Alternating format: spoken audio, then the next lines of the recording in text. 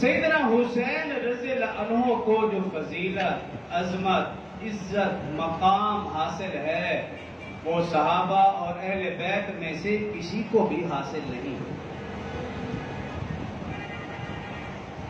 اپنے ہوں یا کہ پرائے، مسلم ہوں یا کہ غیر مسلم۔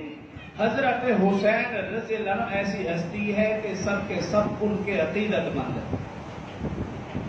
اس کی وجہ کیا ہے؟ پہلے یہ بیان کر کے پھر جو پہلے سوال کیا اس کی طرف آؤں گا کہ سب سے زیادہ عقیدت مند لوگ حضرت حسین کے اپنے برائے، مسلم غیر مسلم سب کے سب۔ اس کی وجہ کیا کہ حضرت حسین رضی اللہ عنہ کی تعلیم و تربیت کے پیچھے 3 بڑے مکتب، 3 بڑے معلم، 3 بڑے مربی، 3 بڑی درسگاہیں ہیں۔ سب سے پہلا مکتب حسن حسین کی تعلیم و تربیت کا، سب سے پہلی درسگاہ آغوش فاطمہ الزہرا رضی اللہ عنہ، یہ سب سے پہلی تربیت کا ہے۔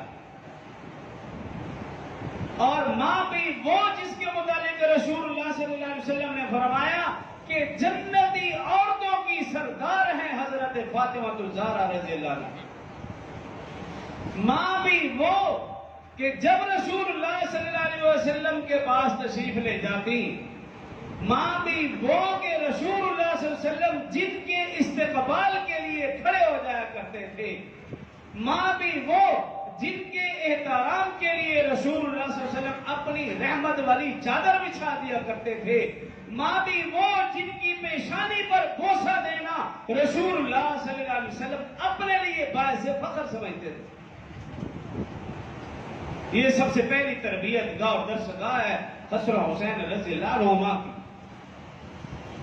وہ خاتون جس کے سر سے کبھی دوپٹہ نہیں اترا، وہ خاتون جس کے جسم پر کبھی کسی غیر مرد کی نظر نہیں پڑی، وہ ماں جو فرماتی ہیں کہ میں نے حسن حسین کو کبھی بھی بغیر وضو کے دودھ نہیں پلایا، وہ ماں فرماتی ہے کہ جب میں حسن حسین کو جھولا دیتی تھی تو قرآن کے کئی سپارے تلاوت فرما دیا کرتی تھی، وہ ماں جو جب چکی پیستی تھی قرآن کے کئی سپارے تلاوت فرما دیا کرتی تھی، فرماتی ہے کہ جب میں حسن حسین کو دودھ پلاتی قرآن کی تلاوت فرمایا کرتی تھی۔ یہی وجہ ہے کہ حسن حسین نے قرآن کا اکثر حصہ ماں کی گود میں حفظ کر لیا تھا۔